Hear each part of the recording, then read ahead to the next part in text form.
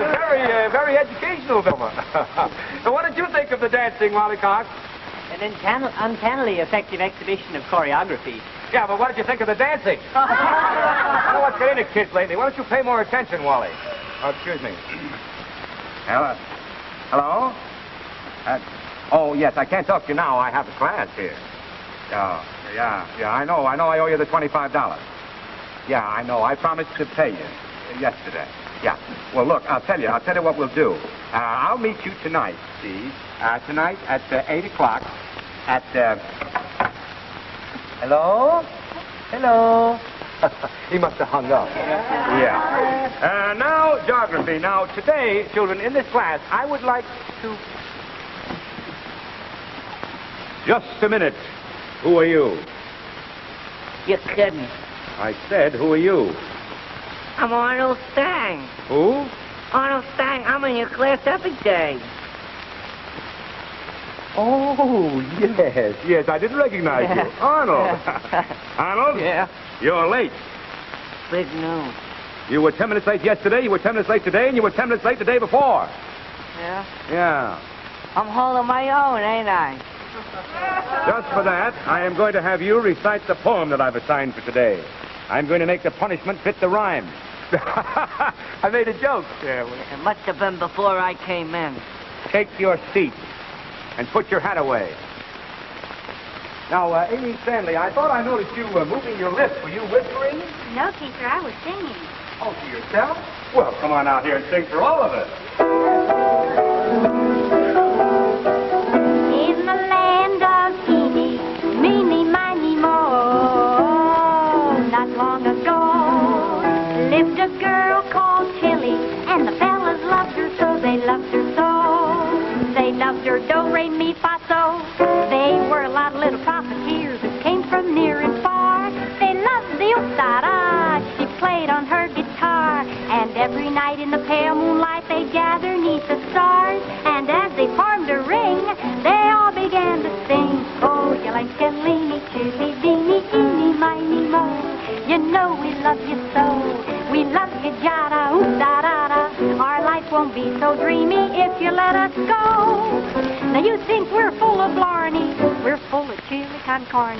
Chili Bean said, boys, I'm green, I don't know what you mean. You know that I'm so slow, what you want I do not know. They said, now listen, Chili dear, oh, why Jingo sent us here? You like and leany, Chili Beanie, we'll have lots of beanie meanies. We'll feed 'em all on weenies, eeny, miny, mo, hey!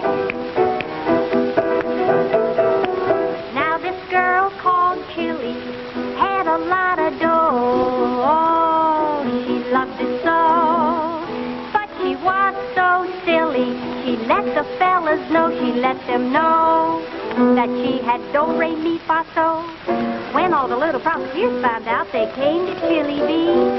They said, from what we see, you'd make a dandy queen. Chili said, well, you can go ahead, when do I reign supreme? They said, for what you got, we'll crown you on the spot. Oh, you like and leany, Chili Beanie, eeny, miny, mo. You know we love you so. We love you, jada, oop-da-da-da. Our life won't be so dreamy if you let us go. Now you think we're full of blarney. We're full of chili con carne. Chili Bean said, boys, I'm green, I don't know what you mean. You know that I'm so slow. What you want I do not know. They said, now listen, Chili dear, oh, by Jingo sent us here. You like and leany, Chili Beanie, we'll have lots of eeny meanies. We'll feed 'em all on weenies, eeny, miny, mo.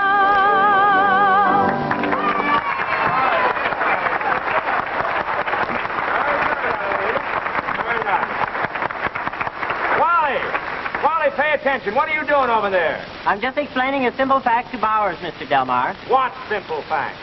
Merely that in direct view electronic cathode ray tubes, such as you find in our Dumont set, it is possible to increase dimension without image disintegration or loss of definition.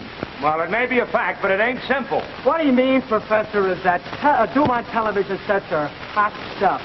He did? Certainly. After all, Dumont pioneered the big direct view tubes right from the start. Dumont makes the kind of big tubes that mean not just bigger pictures, but also brighter, sharper pictures. You see what I mean? hot stuff. Yeah. Mm-hmm. Yeah. Of course, Mr. Delmar. After all, Dumont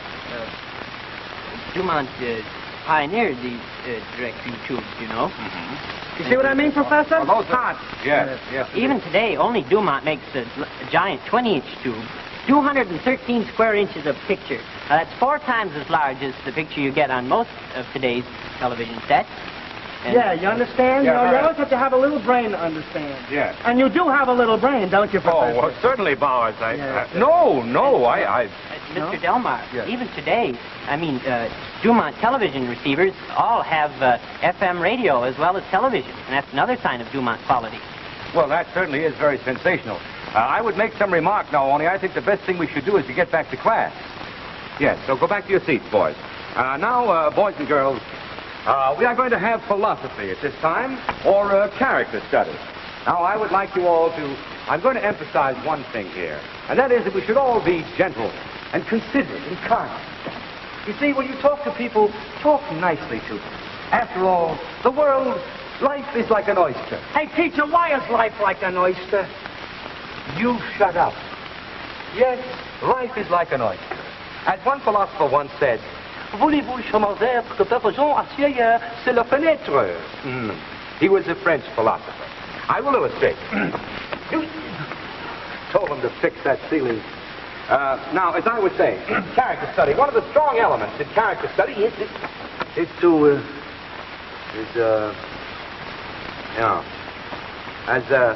as I started to explain, the important element in a strong character is to have the... a strong character never lets himself be imposed upon. He is always ready to retaliate. What does that mean, teacher? I will illustrate.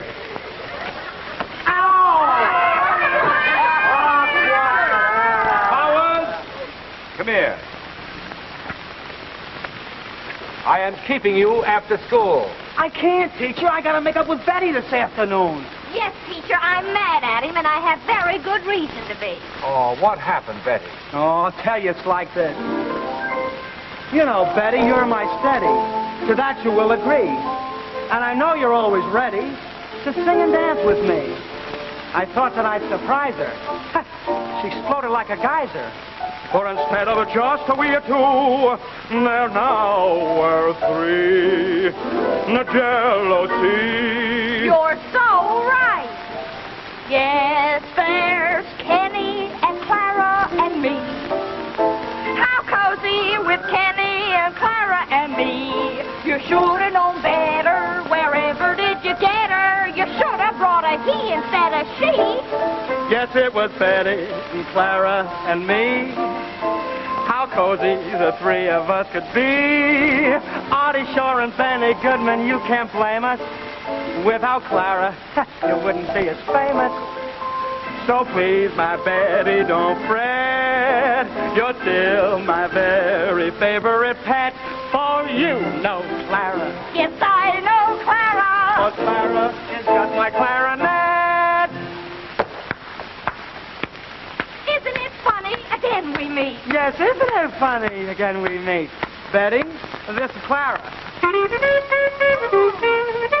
Clara, this is Betty. So while you're making with the feet, You and Clara make with the beat.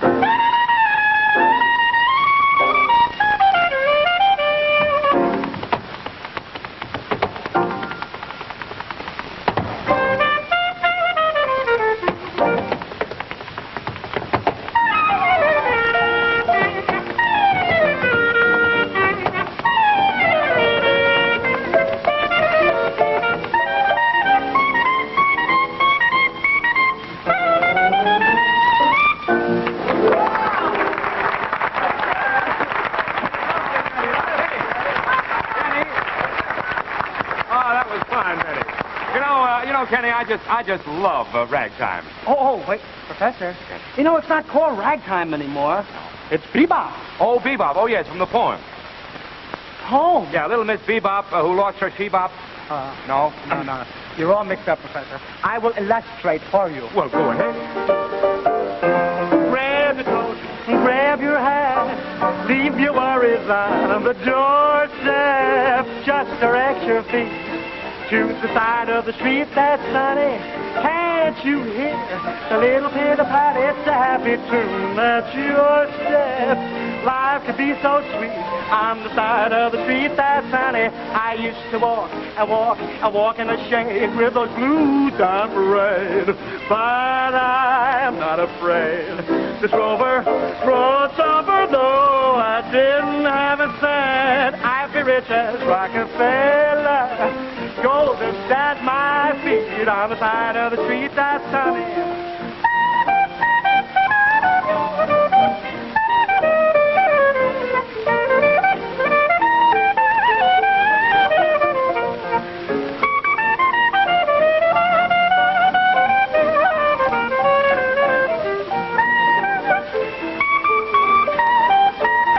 I used to walk in the shade with those blues I parade, but I'm not afraid. This rover crossed over, though I didn't have sense. I've been rich as Rockefeller, gold dust at my feet on the side of the street that's sunny.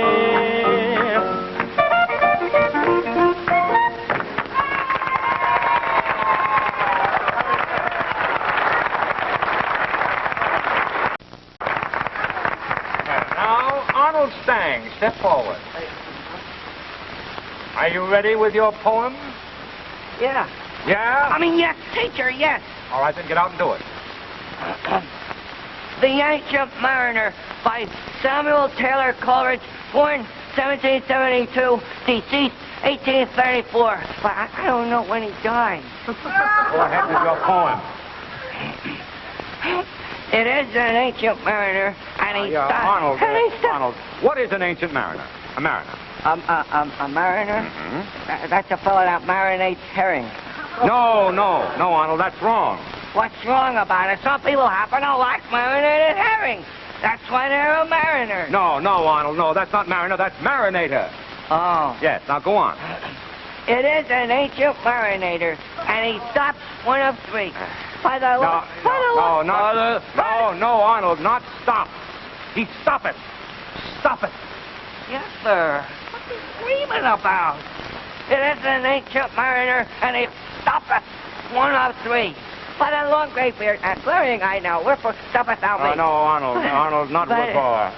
Huh? Wherefore? Huh? Wherefore? Wherefore? Down, boy, down. No. Go ahead now. On with your poem. From where? From where I stop it? Yes. Yes. Okay. He holds him with his glaring eye. Now, what is that line there? Now, what does that line mean? He holds him with his glittering eye. He held him with his eye. He had very long eyelashes. The wedding guest stood still and listened like a 3-year-old. Yeah, well, what does that part mean? Huh? What does that part mean? He listened like a 3-year-old.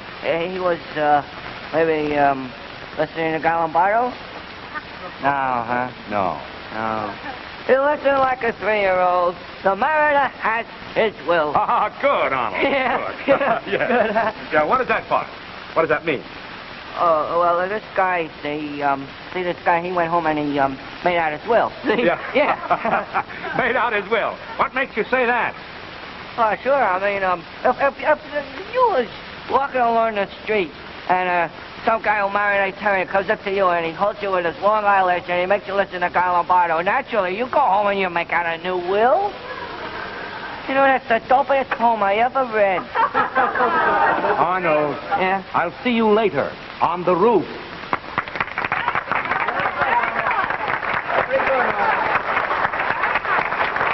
Young man, would you step up, please? What is your name? Rudy Cardenas? Rudy Cardenas, huh? Well, don't you know it's rude for you to be playing with those sticks while I'm addressing the class? Uh-huh. Well, since you had such a good excuse, get up here and let the whole class see you doing it.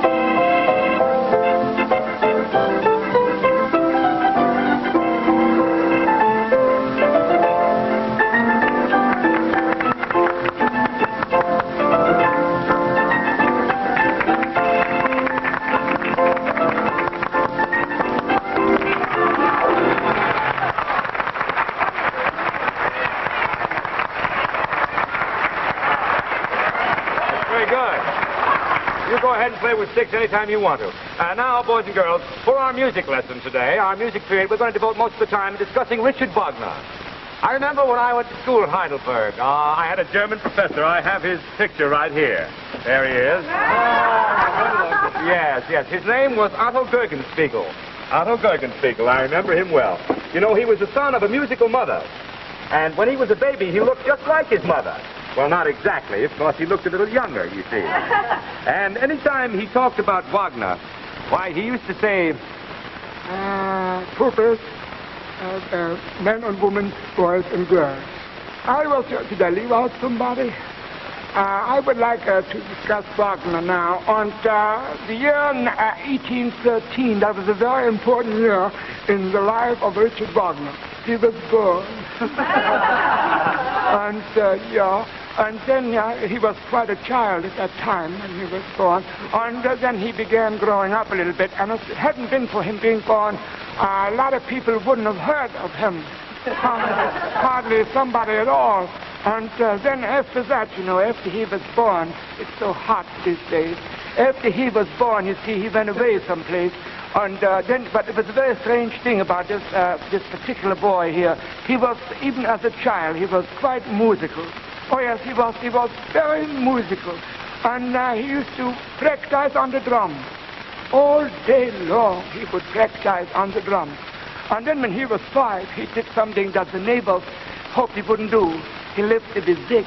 And then after that, he kept growing upwards all the time and going onwards with his music. And then I believe then he wrote a few operas. And then he died. Was there any question? Because if there was, you have to stay at the school. Personally, I'm going home. Oh, yes, Professor Guggenspiegel. Yes. He was a great man. He was a great man. I'll never forget him, although I must admit I've often tried.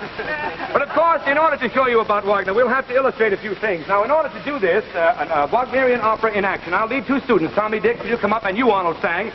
We're going to do a scene from Das Rheingold. Now, Tommy, I want you to be Siegfried, and you, Arnold, you'll play the girl from Rheingold. Yeah, hey, I'm going to be Miss Rheingold. Wonderful. Yeah. No. Your name is Brunhilde. I have your costume right here. Brunhilde. Here's your costume. No! No. Give me a stick, I'll help you kill it. No, it's all. This is what you wear. I have to put this on? Yes, go ahead. Put it on. Okay, I'll put it on. Yeah, I want to... Hey, you turn out the lights. Hey, where'd everybody go? Hey, oh. Brunhilde, Lovely. Yeah. Oh, good evening, everybody. Yeah, look, Arnold, I want you to get ahead with this scene now. Now, I want to explain this to you. See, you are Brunhilde. You've been asleep for 20 years. Somebody slipped me a Mickey. Yeah, lie down here now. Now, let me explain this to you. You are Brunhilde. You are very beautiful. Oh, you crazy kid. And around you here, around you is a ring of fire. A ring of fire? Yes, a ring of fire. And you, Siegfried, you have to break through the ring of fire and come to her and save her. You saved me. What have I got to get to her for? Oh, you got to get to her, you see. She's been asleep, and you got to break through this ring of fire and kiss her, you see, and that'll wake her up. Kiss her? Yes. Yeah. Can I play the part of the fire? No, come on now, Tommy. Brunhilde's waiting. Now, hurry up. Okay. Now, let's do this thing right now. You save her now. Save me. All right. Oh, What's the matter? this takes nerve, you know. Well, come on now, Tommy. Try it again. Well, come on, everybody. A person could die waiting to get kissed from you. Yes. Hurry up now. Break through the ring. You know, the fire's getting closer, you know. Yeah, hurry up now. Got me fight. I'm getting fight. You know something, teacher? What's that? I can't seem to get through this fire. Oh, that's ridiculous, Tommy. Of course you can get through the fire and kiss the beautiful Brunhilde. Now, watch. Oh. You know something? You're right. I can't get through that ring of fire either. See what I mean? Yeah, but the most important thing about Wagner is the singing. Arnold, take your seat. Tommy, I want you to do an aria, and then the class will join you as a chorus. I'll be All right? glad to. Arnold, why don't you take your seat? I can't. Why not? I can't get through the fire either. Arnold! All right, now, Tommy, I'll tell you what I want you to do here. I want you to do a scene here, the Gotterdammerung, the Tannhäuser scene from Tristan and Isolde. Well, I'm sorry, but the only thing I've got prepared is Buckle Down, Winsocki. All right, buckle down, Winsocki. I'm in no mood to dicker. Okay. Buckle down, Winsocki, buckle down. You can win, Winsocki, if you knuckle down. If you break the neck, if you make them break, you can break the hick, so buckle down. Make 'em yell, Winsocki, make 'em yell. You can win, Winsocki, if you ring the bell. If you don't give in, take it on the chin. You are bound to win if you will only buckle down. If you fight, you'll chuckle at defeat. If you fight, you'll knuckle off retreat. Knuckle down, Winsocki, knuckle down. You can win, Winsocki, if you buckle down. If you mow them down, if you go to town, you can wear the crown if you will only buckle down. Speaking for teacher Kenny Delmar, class dismissed. I'll see you next week, same time, same channel. The pupils in Kenny Delmar's class were Arnold Stang, Tommy Dix, Betty Ann Nyman, Kenny Bowers, Helene Stanley Jr., Wally Cox, Bill Masheri, and Rudy Cardenas. Schoolhouse was written by Joe Stein and Sidney Resnick, Things and Lighting by Firth Holmes.